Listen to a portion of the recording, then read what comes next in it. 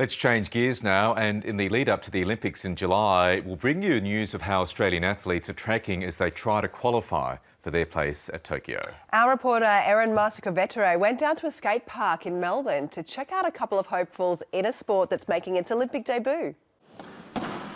Skateboarding is one of 5 sports to be added to the Olympics in 2020. I'm here in Melbourne southeast where a couple of Olympic hopefuls are getting a training session in. I'm joined by 12-year-old Charlotte Heath. Charlotte, you're a park skateboarder. Tell me what that means. Park skating is like big bowls and there's obstacles in the bowl, and then it's like you can do big tricks up down the side.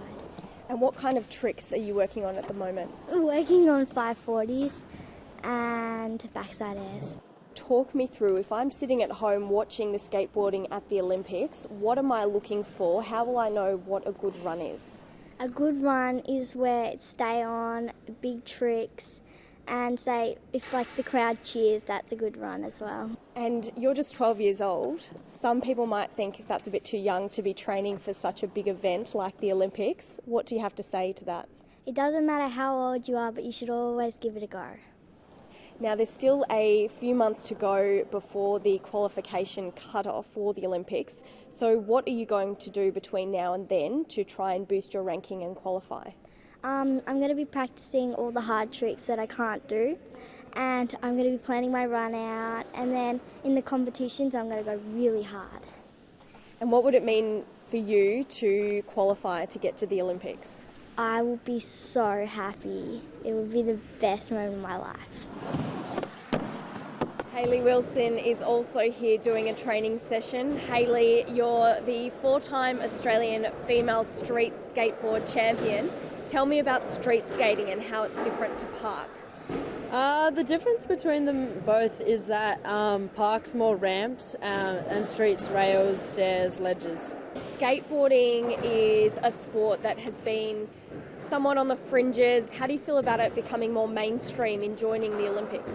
I think it's going to be really good for the sport. Like, it's definitely going to change it a lot. A lot more girls have come into the sport the last few years ever since it was announced into the Olympics, but I'm excited to see how it turns out. Now I understand that Lydia Lassila is a mentor of yours. Tell me about what your relationship is like.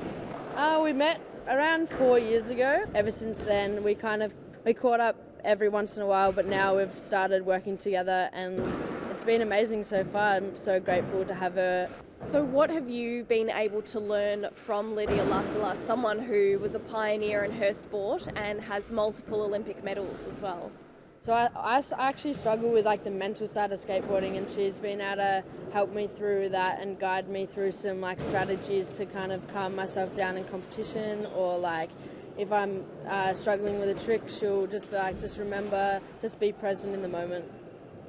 And what would it mean to you to win an Olympic medal for Australia? I mean, it would be an honour. I mean, to represent my country in the first ever Olympics for skateboarding, I mean, it's history.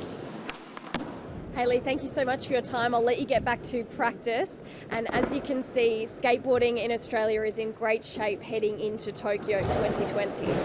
Sure is, and I tell you what, that is a sport. That is definitely a sport, no question. Absolutely. Absolutely, very high skill levels there. Thanks to Erin for that one.